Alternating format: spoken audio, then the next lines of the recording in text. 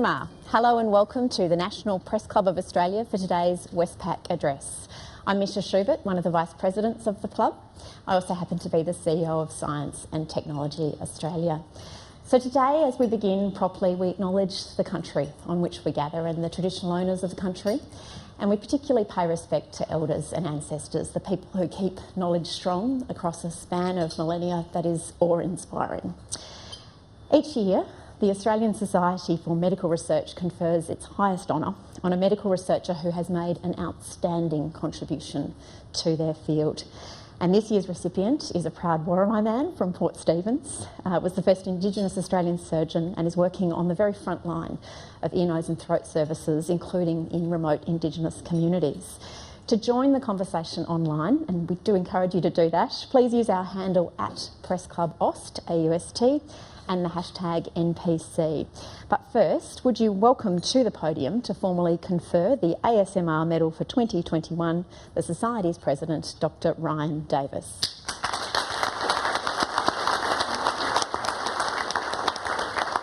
Thank you very much, Nisha. Good afternoon, and thank you all for joining us this afternoon for the presentation of the 2021 Australian Society for Medical Research Medalist. I'd like to acknowledge and pay respect to the traditional owners and custodians of country across Australia, particularly the Ngunnawal people on whose country we meet today.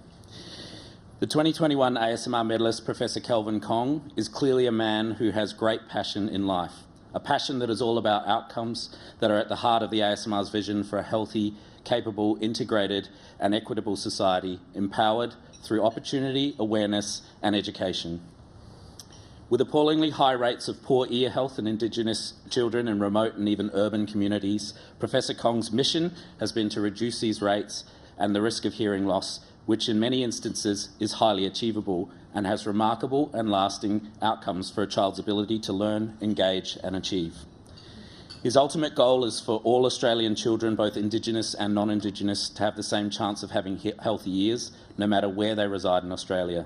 As at present, poverty and social determinants of health and access to culturally appropriate healthcare essentially underlie being born into a situation where Indigenous children are set up to fail. Professor Kong has a passion for life, for family, for community, for making a difference, for giving back, and for restoring opportunity to those who would otherwise become just another statistic of poor ear health and outcomes that brings. As a high school student, he was told by a careers advisor that a university education might not be for him, but growing up around health, helping out community, and with fiercely strong family support, he graduated from UNSW Medical School in 1999, became Australia's first Indigenous surgeon in 2007, is now a leading ENT surgeon, researcher, advocate, and about as far from gammon as one could be. His work has earned him many accolades that he attributes to the teams he works with and the people who support him. More recently, he has been profiled in The Lancet as a trailblazer for Indigenous health in Australia, awarded the Menzies Medallion for Leadership in Aboriginal Health Service Delivery, Advocacy and Research, and was named the 2021 City of Newcastle Citizen of the Year. Over the 22 years since the first ASMR medal was awarded to Nobel laureate Professor Peter Doherty, there's been a wide array of local and international medalists. We're extremely proud to welcome Professor Kong to that distinguished list, and we celebrate him as our first Indigenous medalist. In its 60th year of advocating for Australian health and medical research and researchers at a public, political and scientific level to empower research for a healthy and equitable Australia, it is my absolute privilege and honour, on behalf of the Australian Society for Medical Research, to present the 2021 ASMR Medal to Professor Kelvin Kong. Thank you.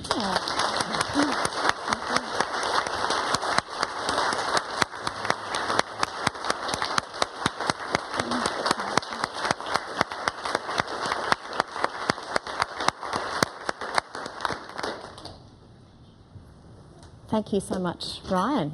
And now, would you please welcome to the podium Professor Kelvin Kong.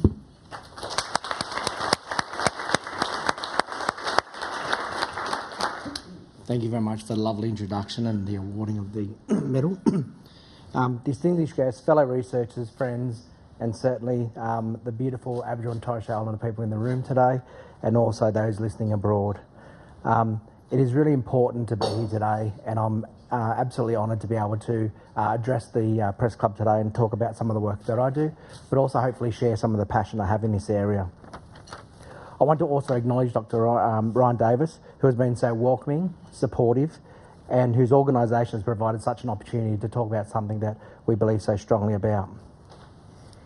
Hearing versus listening. To me, this award recognises so many strong aspects. It acknowledges that I'm right, that the ear is probably the most beautiful organ in the world. It acknowledges the struggle that we have amongst Aboriginal and Torres Strait Islander people in trying to conquer something that is so beautiful. And I think probably the most exciting part about being here today is that it's an acknowledgement that the broader public and the general population actually have a belief in this, actually have a belief in ear disease, and actually have a belief in Aboriginal and Torres Strait Islander health. And I think it's quite important. So I hope to share with you today and bring my world to your world and experience some of the things I experience. Kuchiku. Hello, my language. I do want to pay my respects to the Ngunnawal people, the land who we're on today, but also those who are listening to the different countries that you're listening from, and that we all, despite being so diverse, are one united front in this fight for equity. My name is Kelvin, I'm from Worimi country, and that's in beautiful Port Stephens. I acknowledge my local member here who's been so supportive in the work that I do, and essentially thank everyone for that pleasure as well. The hard thing is that, to be frankly honest, I don't think people realise how important this is and what an impact it has on every child in Australia and what an impact it has on so many people. And hope that what I can do in this talk is talk about some of the passions of the ear, some of the impacts of poor hearing, but importantly contextualise that in the Aboriginal setting, because one of the frustrating questions I get all the time is why is it happening to our mob and no one else? And finally, what it means to me and how we can take this forward. Starting with the ear, and those who don't know, my passion for the ear starts a long time ago. It is the most beautiful structure, and when you get to operate on the ear and see what it is really incredible that whatever it is that made us, made it so interesting and beautiful. The shape of ear on the outside determines what kind of frequencies go into your ear canal, across into your ear canal, into your eardrum, to move this beautiful thing called ossicles, which are hearing bones, which converts this non-visible mechanical energy called a sound wave into an electrical energy that you can hear across into your cochlea and into your brain. And the most beautiful thing about this is just the majestic way it does that without even thinking about it. That you don't have to think about what you're doing, that you just actually pick this frequency up. And what's so impressive about your brain is that you can recognise different voices or different sounds without even looking, without paying attention, which is why visually impaired people do so well when there's good hearing. That when your mother calls you, you know it's your mother straight away before looking at the phone and hearing the voice, whether it's your kids, your cousins, whoever it is speaking to you. That frequency of sound is something you appreciate. The fact that you can actually change that sound to change the way in which you behave. We use sound in a lot of marketing tools, marketing ploys, to allow us to hear better, but also change the mood that we're in.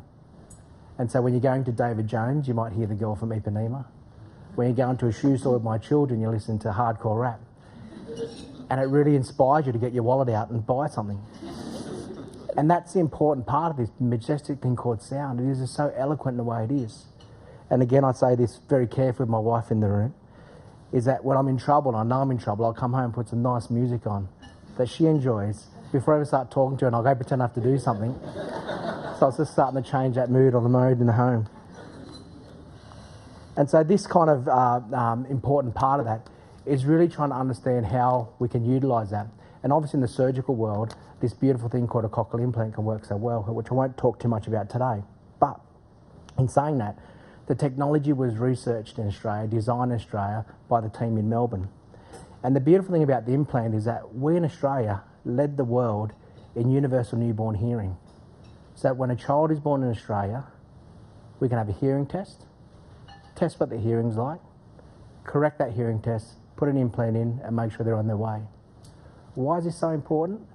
It means that a child born in Australia with hearing loss will not suffer the disadvantages of having hearing loss in their life.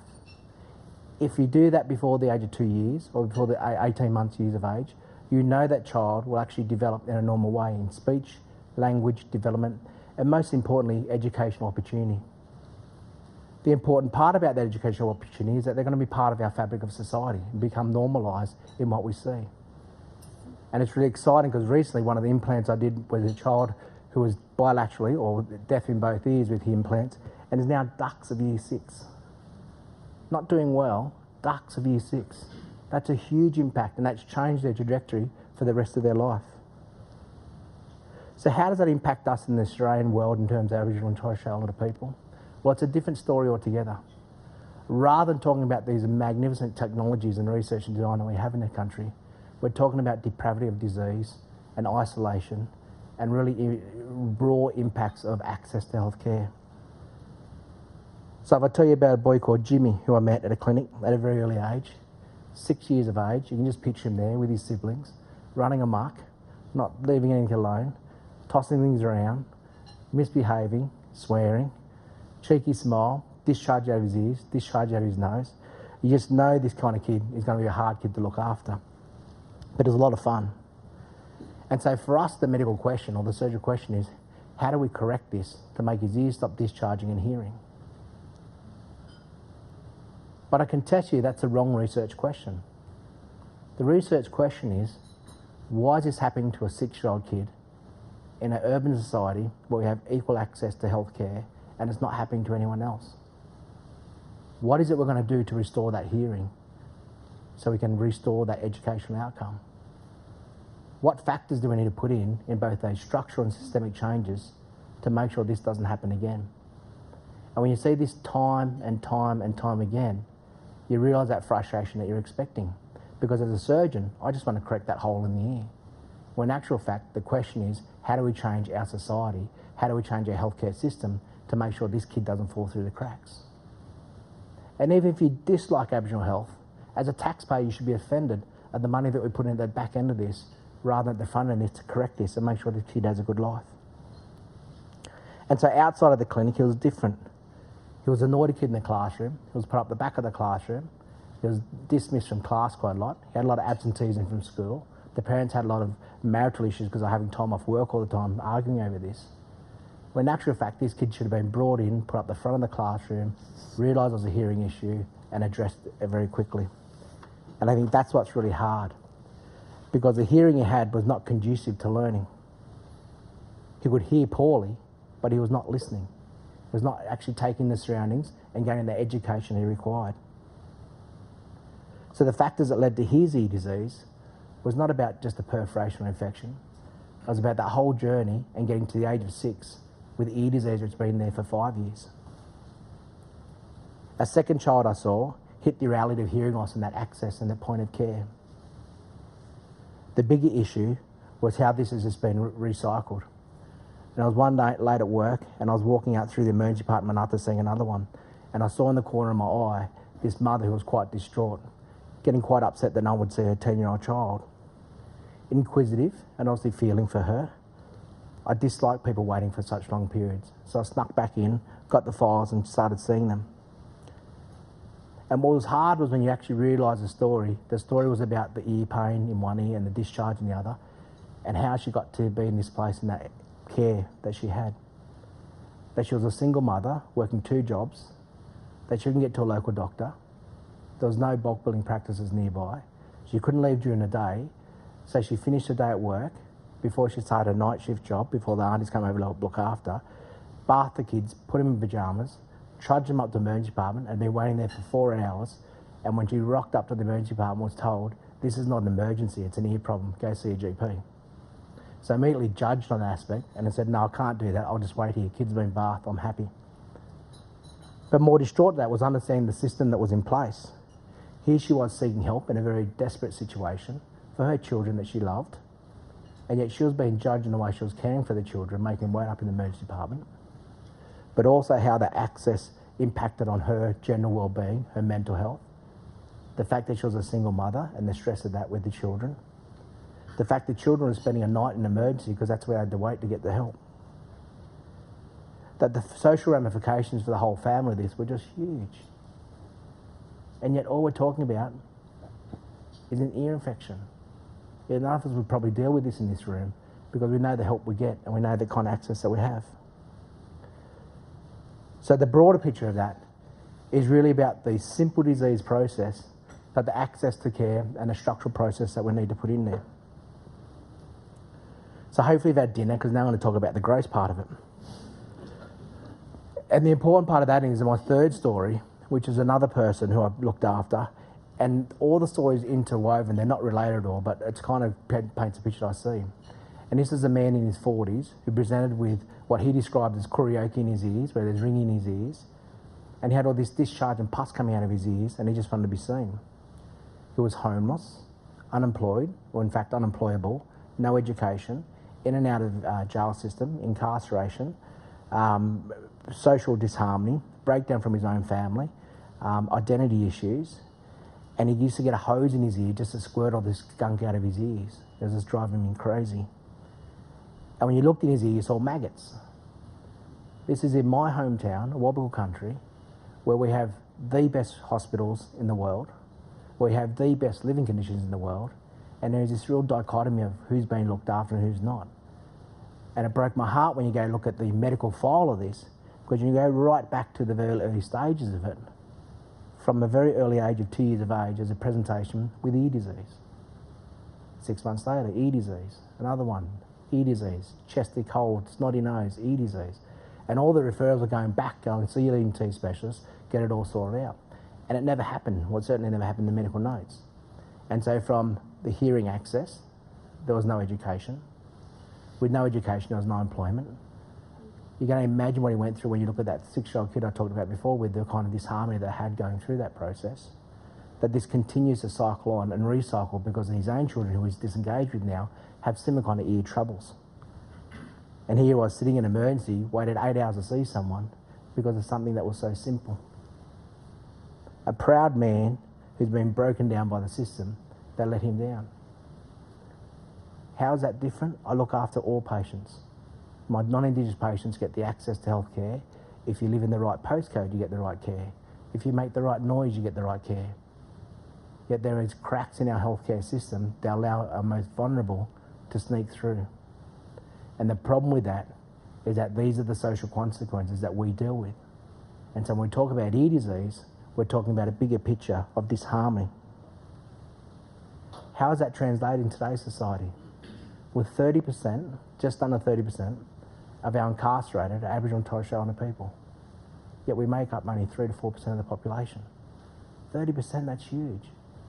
What's staggering about that is that of that 30%, the majority of those have significant hearing loss and significant ear disease. Our juvenile justice system only until recently in Northern Territory was all Aboriginal people. All of them had hearing loss. So they're in the incarcerated area, they're getting told to do things, they're not hearing stuff. So they're being yelled at to actually do things, and they're still not hearing. So if they're not hearing, they get yelled at more, and that's when all the disciplinary action happens. And so it cycles back into this deprivation, but also this constant thing of being yelled at just to be able to hear. Such a simple thing. And I go back time and time again to the place of, what if I met this kid at 2? Could I have made a difference? And I categorically say yes, because with our beautiful technology of cochlear implants, I change a kid's life every time we do an implant. So why can't we change that? What can we do to change that structurally? I think a lot of that comes back down to where the research is for us. Because for me, the research is actually asking the right question. The right question is, what are we trying to achieve? We're trying to achieve equity in our country so that every child born in this country, no matter who you are, no matter where you are, has equal access to healthcare, has equal access to education, and has equal access to having a dream, a simple dream of becoming whatever they want to be. And so how does that fit in the landscape of Australia? And it pains me to talk more about this kind of stuff because it's a reality, but I think we realise what that context is. And it never surprises me the deprivations that were for my mother, for my grandmother, for my grandfather, for my family. That they endured things where they weren't allowed to go to pools or swim. That they weren't allowed to go to the library. That they weren't allowed to go anywhere without having a permit. And that when my mum was young, my nan ran away so that she wouldn't be taken away from her family. Because she wanted this simple dream of having an Aboriginal family and having a family together you could grow up with. And it was lovely for us. Because what it meant was we had this harmony, but also this love that could not be broken. And so when you grow up in those kind of areas, we're going to movie theatres, you only let in after dark because no one Aboriginal people go in the movie theatres. And what's worse, you're sitting up the front because you weren't allowed in the seats, so you had a sore neck by the time you get out of there. And I still listen to my aunties now, their voices in their head talking to me, laughing at how much fun it was. Well, in actual fact, it was terrible. And so when they say that and they see that, it probably puts a real important perspective on the kind of access they're getting. So if that's the way you treat in society in general, then fancy going to a hospital thinking you're going to get help. And the research landscape has been so against our people for so long that we want to do a project, I'm going to get a PhD, I'm going to research your mob, rather than, can I help you? How can we go about getting help? So I say this all the time, if you're doing a high degree to get a high degree, and that's why you're doing it for the wrong reasons. The reason we do research, the reason we do this kind of work, is got to make a better Australia for everyone. Well, it's nice we can do that and make that an international perspective, then it's wonderful for all of us. So when you see these ear operations and the hearing and the restoration of those, and the stories you get with it, it just brings so much more joy and happiness to your face. Every day coming home and hearing that. And I've told this story many times before, but I had this one kid who couldn't hear, and the first thing they told me when they came back was, Dr. Kong, did you know farts make noises?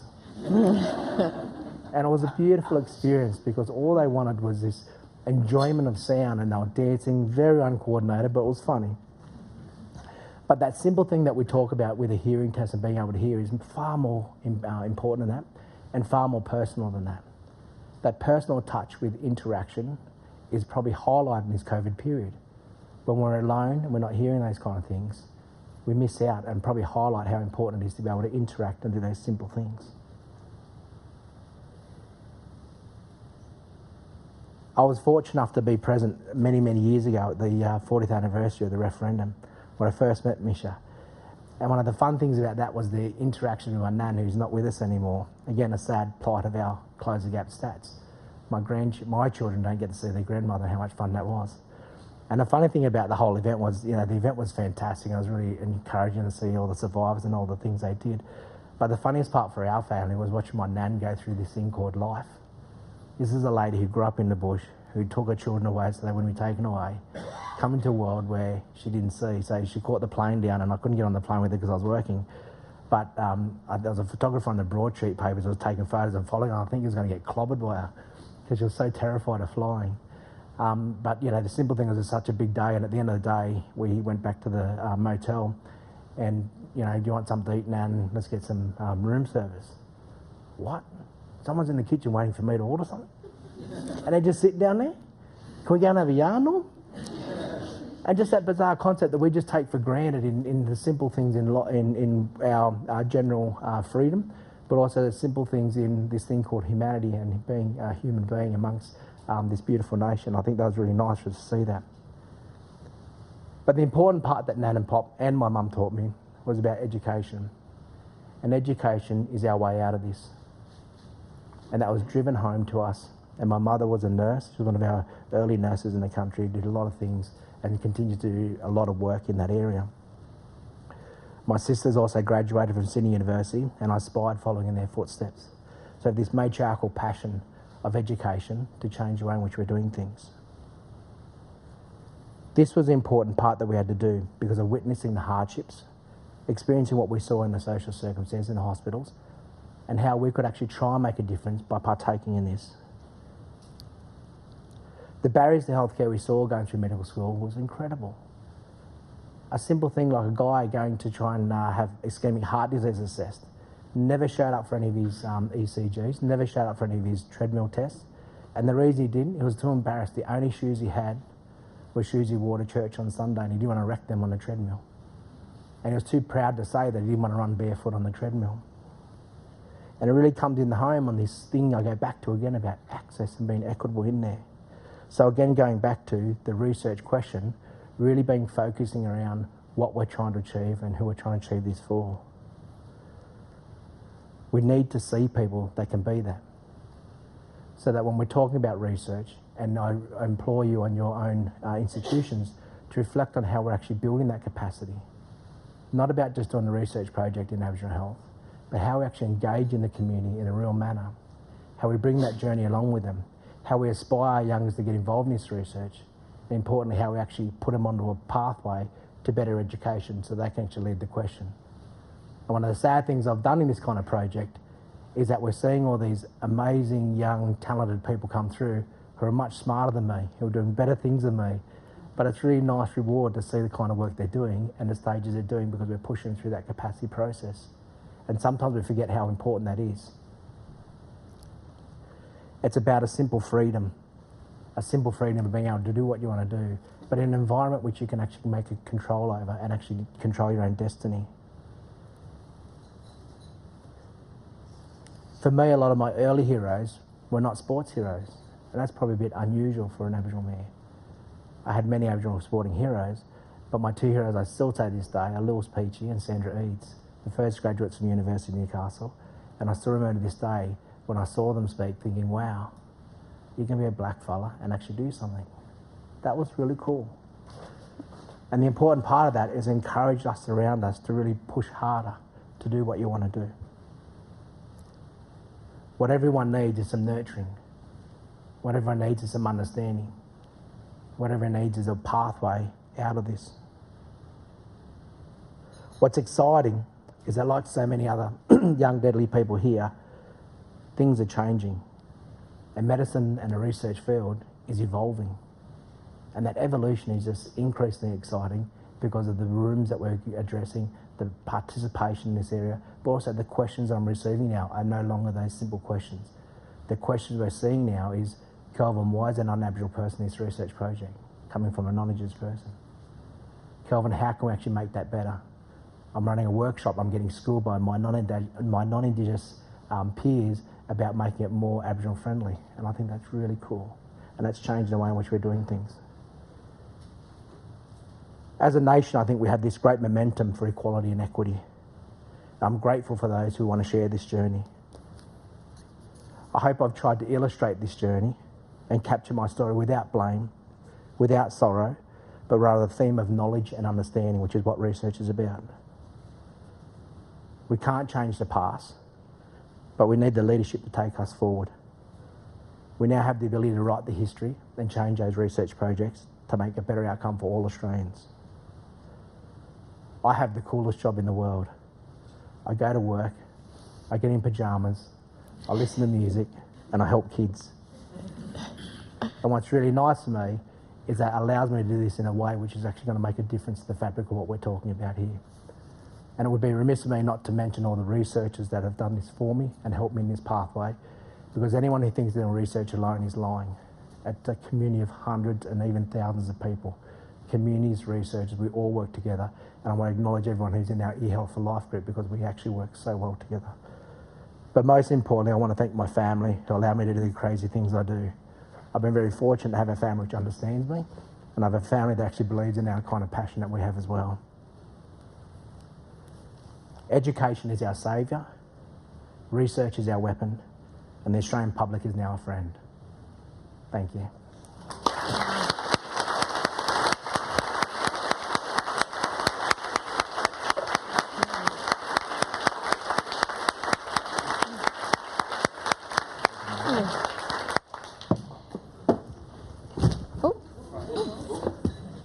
Good.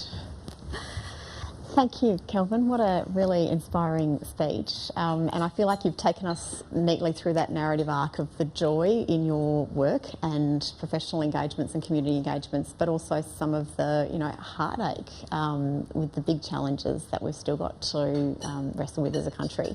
So I wanted to just start there before we invite some questions from our media panellists. How do you keep that balance in the sort of the joy and the heartache of some of the things that you've just described? And when you're feeling the heartache, how do you recalibrate to remind yourself about the importance of the work? I think I've always had a good empathy for, sorry, let me rephrase that. I feel I've had a good empathy with understanding children and the plight they take. Having children of my own has taken it to a new level. And when I think about the misfortune and what they've unsuccessfully been able to do, it breaks my heart that we're not actually doing that. And so I think that drives a burn to actually want to change that.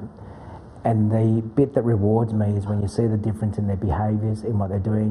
When parents come back and say, "You've changed my child," they're talking, they're interacting, they're an angel now. It's really, really exciting. But when you hear the stories they bring back, because all of the education outcomes are things I want, but the stories I get back are nothing about that. It's all the fun things about running amok with their cousins, with their siblings, which do that. So the hard days are always taken with a grain of salt, because the good days far outnumber that. And I think when I have some of those hard days coming home to my children, and my children suffered ear disease, I'm happy to say that, and the change I see in them, I just think this is why we're doing it, because I want the best thing to happen for all our kids. Yeah. You raised that issue about Indigenous detainees in the prison system and the huge proportion of people who've got quite chronic hearing loss or hearing challenges. It sort of takes us to that discussion that's been happening with ever more vigour over the last year about the Black Lives Matter movement and Indigenous deaths in custody. What are your thoughts on how we see more progress on those issues? It's a really hard and complex, because it takes a lot more at the pipeline level to make sure it's done. The fact that we see deaths in custody from ear disease in 2021 is a blight on our nation, and appalling. We need better ways of marking what's happening. We need better ways of interacting. We need better ways of picking up, and we don't have the data to actually back that up. And so our research efforts have to be around picking it up early, finding out what constituted that, and actually working backwards to make sure it happens. At the same time as our huge population which are incarcerated, to make sure that hearing health is the #1 priority in their care. Do you think people who run prison systems, so the state governments and jurisdictions who are in charge of the prison systems, should actually be engaging in a proactive outreach program with the ENT community to bring that expertise in? I think it's a combination of a whole heap of things, and I think the important part of that is the conversations have to happen and we have to listen. And I think part of the journey I've been on with the ear disease journey is, if you take 5 minutes to listen to the community and the problems, then you actually come to solutions. So we need to listen to the incarcerated, we need to listen to their families, we need to hear what's going on, so we can actually focus together. It takes a whole lot of us to actually change this. The governments absolutely have to be involved in this, because they're the primary caretakers, but also all of us need to be in there with our societies, with our College of Surgeons, with the medical efforts, and the hospital system, to make sure they're linked.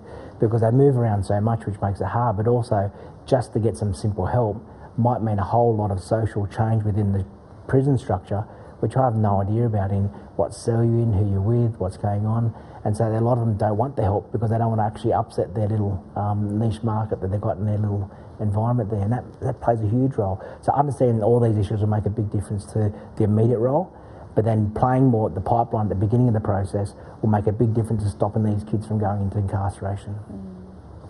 The other really big issue I think that the nation and the medical research community are trying to navigate is obviously the vaccine rollout with COVID, and particularly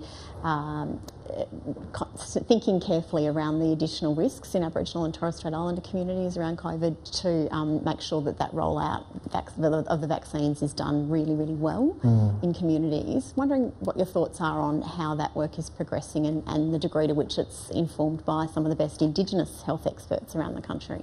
I think firstly it's important to recognise how much a difference we've made across the world in our Indigenous communities, and that's a testament to the Aboriginal leadership for many organisations here, and I think that's probably not highlighted enough, or enough accolades going their way. The second thing is, I think, based on what you heard today, hopefully there is a real distrust in the health system when everything's always been profited down upon our people. And so a big part of that journey is the translational research to understand that it's not our problem that people aren't having any control over this, or some of the hesitancy. It's our fault that we're not actually translating the information and say, you know what, this is why we're doing it and this is how we're doing it, and it's very important for us to. I'm a very, very strong believer in vaccinations. I've had my vaccinations, I'm very proud to, and I'll do everything I can to turn every stone possible to make sure our mob's looked after, because it's going to make a big difference to us. So I think it's an important process we need to do, and look at all the different factors in there, but understand that there are different factors that are playing a role in some of the hesitancy, and understanding those to make sure that we can deal with them. And just even you talking about the fact that you've been vaccinated, how important are visible public role models in nailing that piece of work, in landing that? I hope it's good. I'm not sure the answer there, because I was fortuitous in getting my vaccine because there was some hesitancy within our hospital. And so they called me and said, "Do you want to get a vaccination?" I ran down there. I was pushing people aside to get down there. I think it's a really important thing for us to realise how important this is. And I think a quote I heard last night, which I really liked, is that we're not out of this until everyone's vaccinated.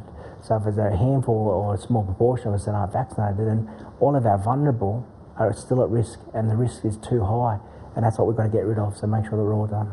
So what's your message to all Australians then about what this will potentially unlock if we do get to a really high level of vaccination? I come back to looking after each other and caring for each other.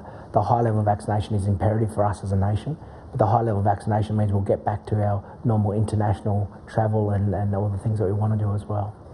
And how concerned have you been to see some of those cases that have come out of the hotel quarantine, and how quickly a circumstance can change, thinking of all of those people in Victoria? It's frightening. I think the biggest problem we're going to have with this going forward is complacency. There is this complacency that we can get away with it, not worry too much, and you can see what's happened with some of those flare-ups. It just comes so quickly. We're very lucky in Australia. We haven't had those debates, and one of the early debates I had when COVID first came out was quite frightening, because we're talking about who we're going to intubate, who we're going to save, who we're not going to save. That's the conversation we have at a hospital level. We don't even be near that conversation, because I can tell you right now that our mob was not first on the list to be saved, and that's probably the hardest thing to talk about. Yeah. We're now going to go to a couple of questions from our media members. Simon Gross. Simon Gross, Canberra IQ. Thanks for your talk. I want you to invite you to drill down into causes and treatments. From what I understand, I'm a kid who gets to 3 years old, about 80–90% of them are going to get some kind of otitis media. So the fact that the prevalence is so high in Indigenous communities seems to me to be an immune system challenge. And I also understand that it can be caused by bacterial and viral infections. So there's a range of medicines before it gets to someone like you with the surgery, which have got to be the last resort. So how do you understand the causes, and what do you see as where's the cutting edge in treatments? Yeah, it's interesting. Again, going back to the science perspective of this, it's interesting in the premise of the question. I think sometimes we play out race medicine or race health because it's an easier narrative to answer in terms of, is it the immune system, Aboriginal people which are down? There's a bigger health campaign around public health measures, and I think our primary health care community are the most important part in the prevention of ED disease. As you correctly say, most kids get this disease around the age of 3 to 4, and you're probably going to get 80–85% of the Australian community that endure this kind of disease process. In our Aboriginal communities, we're seeing the colonisation or the bacteria build up in the nose under 12 months of age. So it's happening relatively quickly, and it means that there is a persistent cause of ED disease. Now, most people that I see in the non-Indigenous community are looked at very early. The intervention's early, antibiotics, treatment, washing hands, blowing noses, and so they get back on the course very quickly. The biggest issue I find in our mob is that the access to care is quite poor. So by the time I'm seeing them, if they're getting ED disease at 12 months of age, I'm not seeing them until 5–6 years of age, and that's just way too long, and that's scary, because by that time, the complications of perforation, infections, hearing loss, language development, speech problems are all set in, and so you're always playing catch up. So a lot of the research we're doing now is how do we pick up those kids in 0 to 3 to make sure that happens, and what are those factors we're looking at? There's a whole lot of factors: overcrowding, social determinants of health, passive smoking, nutrition. Some of these communities you go to where you want to buy, you've got 2 or 3 kids, you can buy an apple for $5, or you can buy 5 packets of chips for $3. They're not going to go buy an apple for $5 and share that around. So how do we actually get all these other factors in place? And I agree with you, and I contest completely with you that if they're coming to me, we've missed the boat, and which is why we're going to go back to how do we drill down those early factors of preventable disease processes. Thank you. Our next question's from Nick Stewart. Thanks. Your speech was titled Listening and Hearing. Here in Canberra, we're more used to people shouting and yelling. So that might be something you want to think about next time. But given that one of the startling things that you were talking about was the way in which that child, once treated properly for the disease, for his physiological problems, he flourished at school. Two-part question. Firstly, what do you think the percentage of problems that we ascribe to social reasons, for example, particularly with your mob, we say, First Nations people, Aboriginal people are disadvantaged, so therefore we assume that particular outcomes are expected. To what extent are they physiologically based? And secondly, to what extent do you think particularly early healthcare, basic primary healthcare, would make a difference for the outcomes of not simply the Aboriginal or First Nations people, but also other disadvantaged groups in the community? Thank you very much for your question, and I think even the way you've loaded that question, the answer is quite easy in that there is 0 degree of physiological evidence to show why we're getting all these problems, and that's the hard part. And primary health care is absolutely paramount.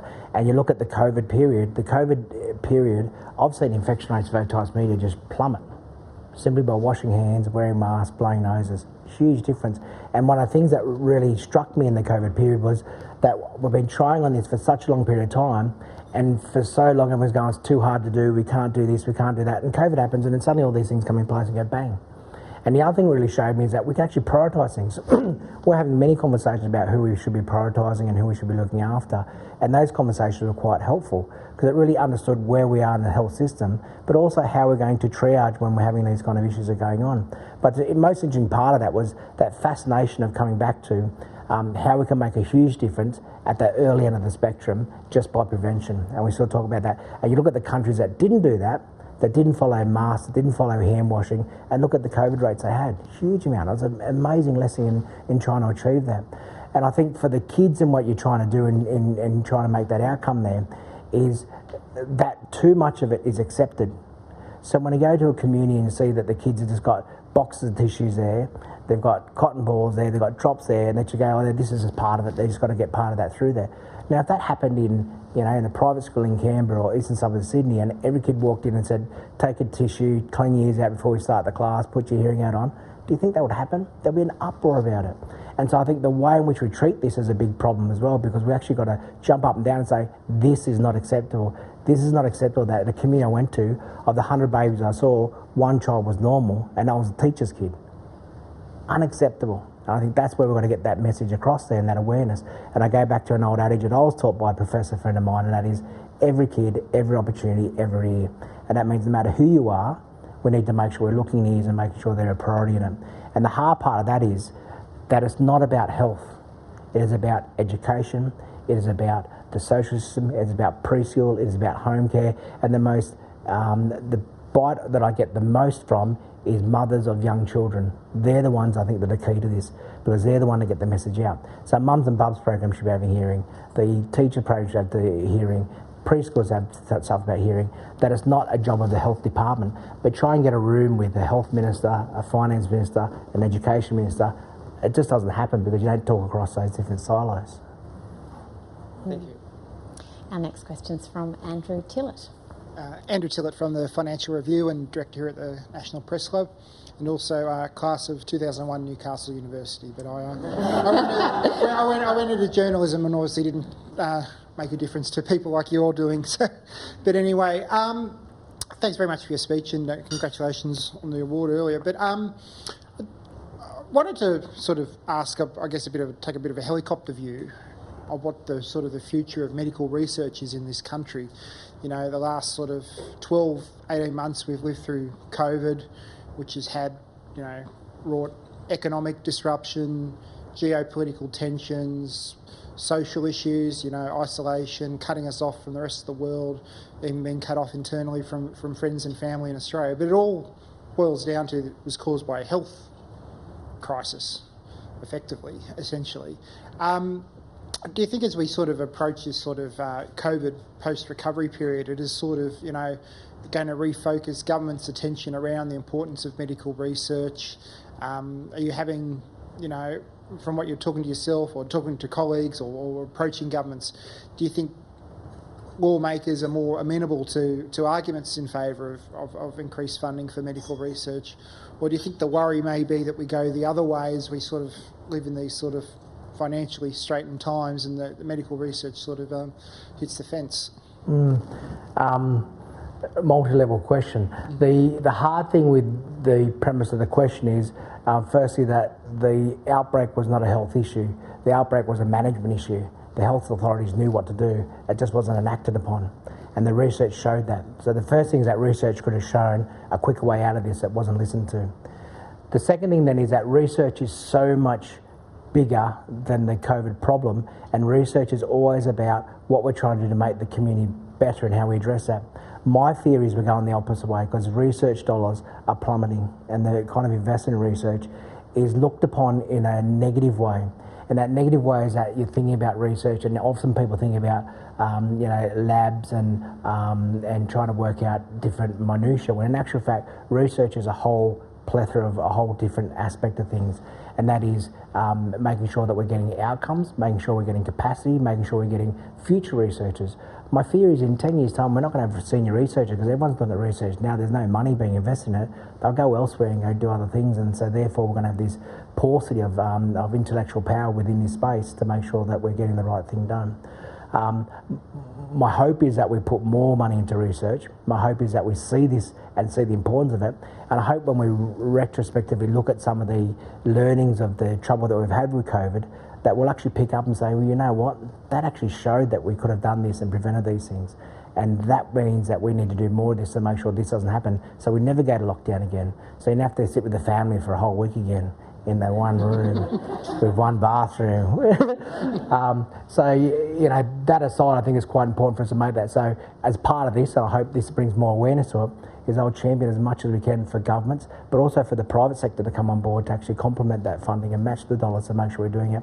But also, hopefully from the talk end, is doing it in a complementary way, that we do research for Australians, by Australians, which will benefit Australians. And if that has an international perspective on it too, that'd be fantastic. We have amazing research in this country, and some of the people I've worked with, I'm just in awe of because of what they can do. But without being funded or without having the processes to actually do their research, we get left behind. Do you think we don't value our research enough? I mean, you think about something like the vaccine, how we've brought it to market much quicker than any other sort of vaccine has been done. And it was because governments said this is important and we're going to throw money and resources at doing it, and we have used science to get our way out of this. I mean, that's an example of where research is valued. Do you think we just as a society and as governments just don't value it enough? I don't think we understand it enough, probably, and I think that's where I have a lot of issues with the research I do in community, is that we have this negative connotation with research because it has negative impacts in the way we're doing it. Rather, the important should be about how we can engage better and therefore respect and value this. And the researchers that we obviously have are just incredible. But yeah, I think we need to highlight that more. Definitely highlight it more. Thank you. Our next question's from Astrid Watts. Yama, thank you so much for your talk today. First of all, I have 2 questions. Is that okay, Mish? Maybe. If they're tight. Yes, you can. So thank you so much for your talk today, and congratulations on the award. My first question is, where do you see the future of restoring hearing heading? Restoring hearing? Heading, where do you see the future? It's an exciting future. The world of hearing is just an incredible world. This apparatus that we're learning more and more about is just phenomenal, and to be able to interact in this world and see the difference is quite exciting. The fact we're doing implantations now in earlier and earlier age is really exciting for us. When I first started doing implantations, the conversation was very different about how we're introducing noise pollution to these kids who have lived in a very quiet environment, and their parents have grown up in a very quiet environment. Why would they want to poison their kids? And I think a lot of that was about fear of losing them away from their world of the non-hearing world, and they're quite interesting ethical questions to get into. But that aside, I go back to the same premise, and that is the premise of any kid in this country should be able to dream and do whatever they want to do. And hearing in this world, unfortunately, is one of those important parts that gives you a little advantage. So I think it's getting better and better and more exciting in what we do. And the fact we can do these things at an earlier age, but also do these things with confidence and with good outcomes, is a testament to some of the medical science research that we're doing. Wonderful. So the second question, do you see any way in the future or now for someone who is profoundly deaf but wasn't diagnosed with profound deafness until they were in their 30s that doesn't involve a cochlear implant or the wearing of what can be an uncomfortable hearing aid? Yes and no. I think certainly, depending on the case, they're probably hard for an implant when they're post-lingual anyway. But in saying that, there's always things on the horizon, and this is where the beautiful part about dreaming is. I'm sure, and I'd love that day where you'd be able to inject something or reverse some of those genes and change it. I think the challenge will be about the neuroplasticity and what they've learned already in the past. But there are things that are being engineered now which blow my mind when I see some of the early trials on. I don't want to get excited with some of the things I'm reading because they're not very well scientifically proven, but this world's going to change, and the evolution, the rapidity of which we're learning these things is just so fast. Wonderful, thank you so much. Kelvin, have you ever thought about going into politics? Never. I think it's a funny question because it has been asked before, and I think I can, if I can be very polite, I can stir the pot more from outside than I can from within, and that's exciting for me. Good audition, isn't it? And just before we get to another question from Simon, I also thought it might be worth reflecting on, in the context of your story about your nan and the kinds of deprivations and hardships for her generation and your parents. How does that history live on in people's health? Oh, the intergenerational trauma is huge. And I think for me it's obviously changing because of the drive and the leadership from my nan and my mum, but it's still happening today's day. You know, the trauma I see in some of these incarcerated people I look after with it is the trauma I see in kids still being taken away now is horrific. And when you're always in a state of higher inertia, a high adrenaline, high anxiety, your whole immune system changes. And this is not about Aboriginal change, it's about people in change. So anyone you take, if you have a long history of trauma and a long history of continued trauma, your psyche changes, your mental changes, but your immune system changes. It leads to all these kind of health effects, which have been shown and shown again. And I think sometimes we don't appreciate that when we're looking at it. And the other thing we don't realise is that we think about this in, the 1800s. This is not the 1800s. This is 2021. There's still things that are happening now. If I can share a recent experience in the hospital system where walking into the hospital, I was told, the loading dock's around the back. You can't come in this way in the COVID environment. And this is someone I didn't know who was just fronting the hospital normally. And it was confronting for me because of the bias that they showed in looking at me and how I was dressed. And it was a weekend, I was on the ward round, so it didn't matter too much. But the bias they showed in the trauma that reflected on me. Now, I'm strong enough to actually absorb that and it doesn't worry me, but when mob come in and they're going to emergency or going to see a friend and they're confronted with this on a daily basis, it really takes the wind out of you when you're facing it on a very regular basis, which really takes away from your energy, but also the frustration. And if you answer back in a confrontational way, you're seen as a troublemaker. If you don't actually raise the issue, then you're being complicit. There's all these things, and I think where we need to get better at this is, again, coming back to understanding our bias, understanding that conscious, and also delivering it so people are aware, so we become this harmonious kind of society where we're not actually judging people. It doesn't matter who you are. If you come to the hospital, how can I help you? Simple question. Doesn't hurt anyone. I reckon you're a bit too nice and a bit too evidence-based to get into politics. Just going back to one of your previous answers, this isn't the first time we've had hearing as an issue in this room. I remember 4 or 5 years ago there was a gentleman, I forget the organisation, and he talked signing, and he had an offsider who spoke to us, and we asked questions. The offsider signed to him, blah, blah, blah. And he resented cochlear implants. there is an activist. Well, they wouldn't call themselves hearing impaired, but there is an activist section of the deaf community who resent the idea that it's a disability. I wondered what's your view on that and your understanding of that mentality. It's very powerful, and that's, one of the first conversations I had was with parents on that, and they were very active in that space and didn't want to poison their child's life with noise, and they've never had a voice. They've always signed. I think it's wonderful. I think there's an important thing about choice, and that choice is about understanding that process, but also I would hope to think that they would be able to understand that if they're talking about themselves, it's a different ballgame. They're talking about a child or someone they're bringing into this world. If they've endured some of the disadvantage and if they've endured some of the hardships that is taken with being hearing impaired, then I would hope that would reflect on some of the conversation. Part of that, when I talk about cochlear implantation with my patients, is that I try and insist that they learn signing as well, because it's really important to engage. And I think the conversation is not so much about whether or not we should be giving hearing, but it's about how do you engage with their child and them, that they're not going to lose their child by them getting hearing, that they're going to still have that engagement with them. And I think that's the biggest fear, is about loss.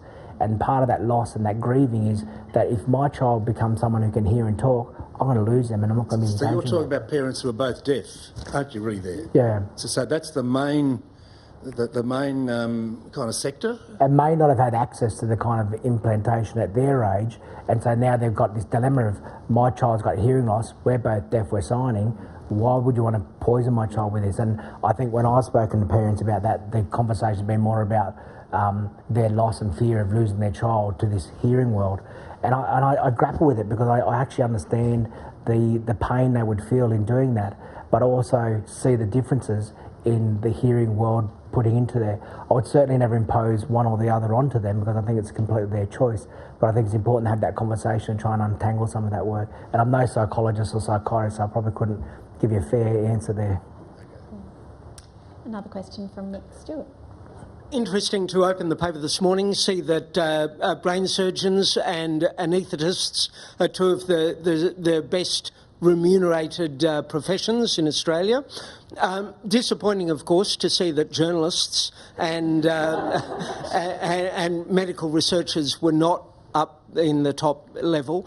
What is it? Do we need to boost money to individual researchers, particular programs of research, or more widely just throw more money at the issue in order to hope that gradually the funnel comes down and we get the breakthrough at the end? My understanding of research funding is probably not as good as a lot of people in this room, but I will say that I think the problem is the funding models are not adequate. Research is often based on cycles, and so you apply for a grant and you work through that grant process. And so when you come towards that grant process, you're spending all this energy and time rewriting your next grant to do that. Now the grants are, where's the NHMRC table? Alan, I'm going to be cheeky with Alan because I know Alan, is that, the grants process is always around December, and then all the interviews are early in the year. So researchers never enjoy Christmas break, and so they're always miserable. And I think that keeps us in place to make sure that we're not looking for the kind of remuneration we're after. But also part of that then is, and the funding of that then is very specific and very tied to certain things. And I think there needs to be a broader kind of understanding of what research should encompass, the research teams that are involved, and again I come back to the capacity of making sure that we're bringing the people involved in the research into the project and actually make sure there's pathways for them as well. And I think that would change the way in which we're doing the research rather than acting on one particular thing. But in saying that, there's a role for all these different areas. So we should be having small pockets for little programs, but we should be looking at big, broader programs and longer funding programs that aren't dependent so much on the quick cycles. But it's a huge topic to talk about.